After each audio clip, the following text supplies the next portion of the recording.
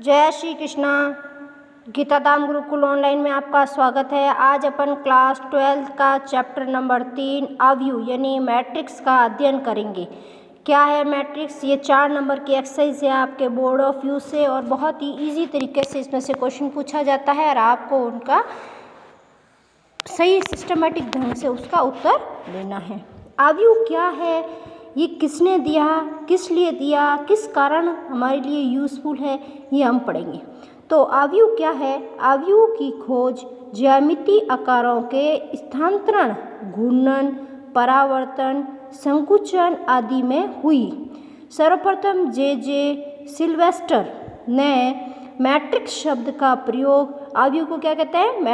Matrix शब्द का प्रयोग 1850 में किया तथा आर्थर केले ने विधिवत 1858 में अवयव सिद्धांत का विकास किया।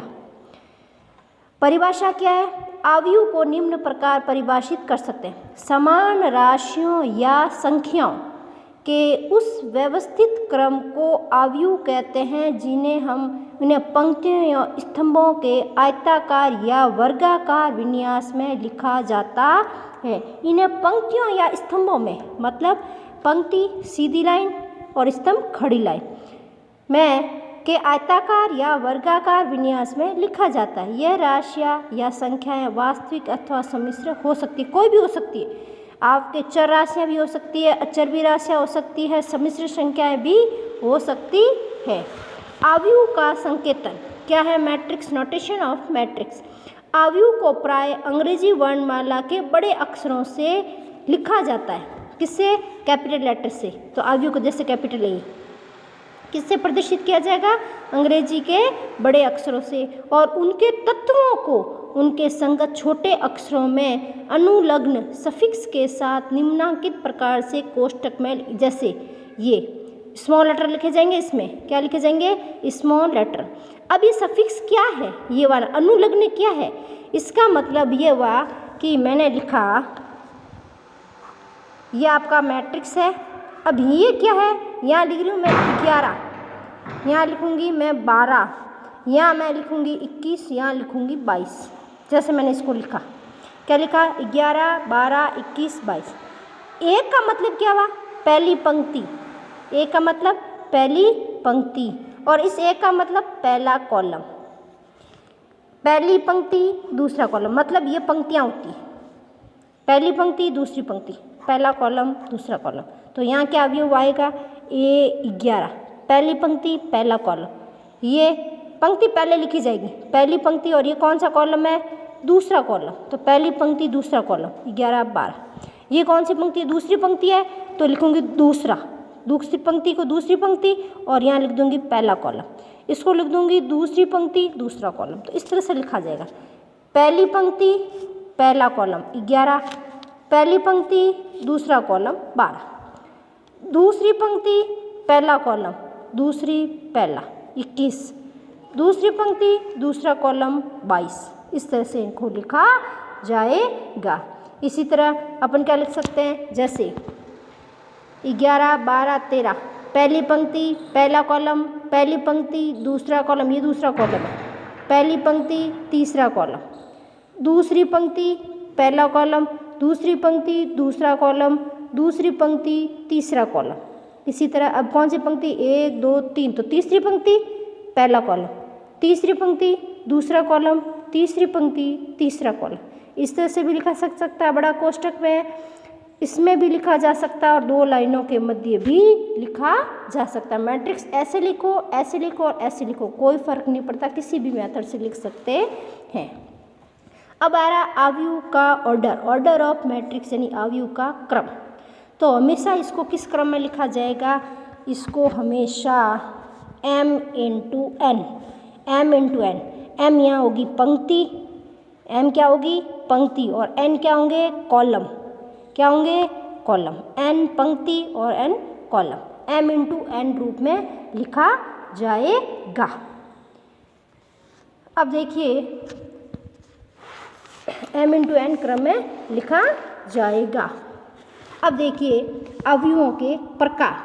अब अपन पढ़ेंगे अवयवों के प्रकार। पंक्ति अवयव, इसका मतलब जैसे वह अवयव जिसमें केवल एक ही पंक्ति हो पंक्ति अवयव कहलाता है। जैसे 3 और 4 एक ही पंक्ति में लिखे हुए 3 और 4, फिर 2 4 6 ये क्या है पंक्ति, 1 3 7 8 एक ही पंक्ति में लिखे हुए, तथा ये 1 2 n 1 इंटू 2 1 इंटू 3 1 इंटू 4 मतलब m इंटू n पंक्ति और कॉलम। m किसको डिफाइन करता है, पंक्ति को, और n किसको डिफाइन करता है, कॉलम को। जैसे मैंने लिखा है 3 और 4 कॉमा नहीं लगेगा, क्या होगा 3 और 4। ये मैट्रिक्स दे रखा अपना 3 इंटू 4, इसका क्रम लिखो। इसका मतलब ये क्या है, पहली पंक्ति, पंक्ति कितनी है 1 1 2, कॉलम कितने हैं 2। जैसे मैंने लिखा है 1 2 3 4 लिखा है। अब देखो 1 2 3 4, यहाँ पंक्ति कितनी है 1, पहले पंक्ति लिखा जाएगा, कॉलम 1 2 3 4 यूँ चलेंगे, कॉलम 1 2 3 4 कितना कॉलम हो गया 4, मतलब इसको क्या लिखा जाएगा, इसका ऑर्डर क्या होगा 1 इंटू 4, एक पंक्ति 4 कॉलम। जैसे मैंने लिखा 2 3 4 6, ये मैंने मैट्रिक्स लिखा है ए, क्या लिखा है ए। अब इसमें मेरे को क्रम लिखना है, किस क्रम का है, तो देखिए एक पंक्ति 2 पंक्ति मतलब पंक्तियाँ कितनी हैं 2, फिर कॉलम 1 कॉलम 2 कॉलम, तो 2 इंटू 2 किसका ऑर्डर का है 2 इंटू 2 ऑर्डर का मैट्रिक्स है। अब ये तो आ गया आपका पंक्ति अवयव देख ला, सब में क्या होगी, सभी पंक्तियों में होंगे, पंक्ति एक ही पंक्ति होगी। अब स्तंभ अवयव मतलब एक ही स्तंभ है, 6 और 7 एक कॉलम बन रहा है, पंक्तियाँ कितनी है 2। अब देखो एक पंक्ति 2 पंक्ति 3 पंक्ति, 3 पंक्ति है लेकिन कॉलम कितना है 1, तो क्या लिखोगे 1 इंटू कितनी पंक्तियाँ 3, कॉलम कितना है 1, 3 पंक्तियाँ है ना, पहले पंक्ति को लिखा जाएगा 1 2 3, 3 पंक्तियाँ, कॉलम कितना है 1, इस तरह से लिखा जाएगा। यहाँ कितनी है 1 2 3 4, कितनी पंक्तियाँ हैं 4, कॉलम कितना है 1, लग गया 1। शून्य या रिक्त अवयव जिसमें सारे अवयव क्या हो 0, क्या हो 0, तो इसमें देखो पंक्तियाँ कितनी है 1 2 3, तो कितनी पंक्तियाँ हैं 3, कॉलम 1 2 3 4, कॉलम कितने हैं 4, तो इसका क्रम क्या हो गया 3 इंटू 4। अगला है आपका अवयव वर्ग अवयव, वे अवयव जिसमें पंक्तियाँ और स्तंभों की क्या हो संख्या समान।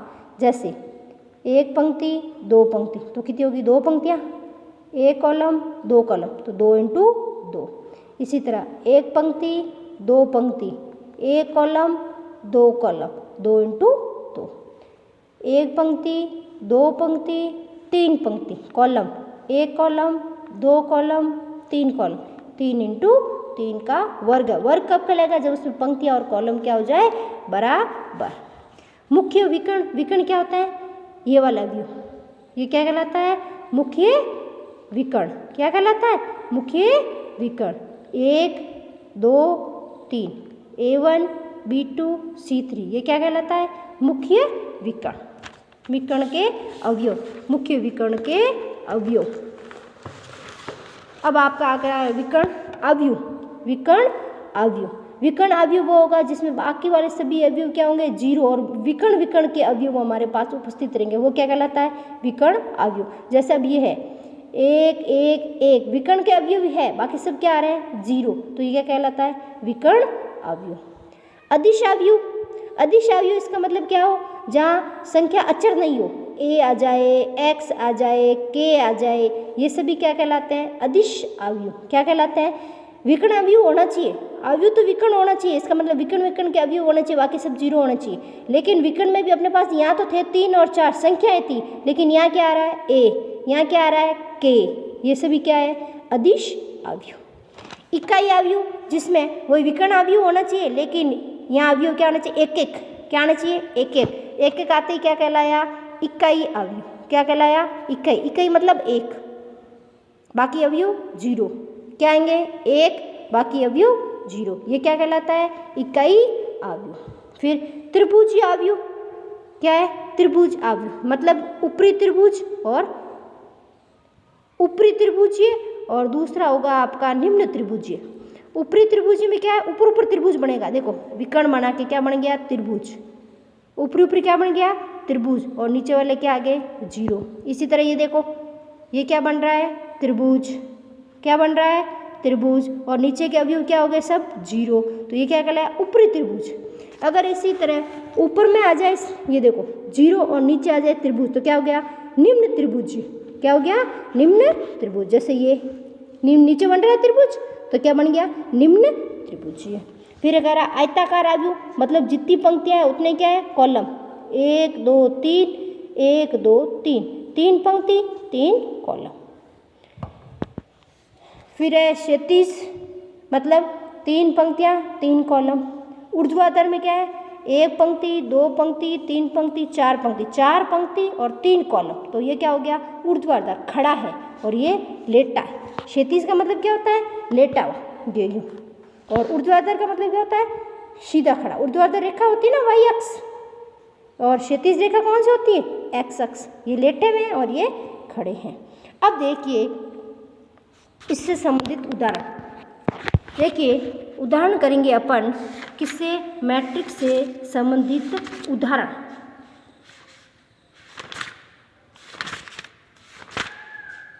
देखिए ये दे रखा आपका मैट्रिक्स, यदि A बराबर ये है B बराबर ये है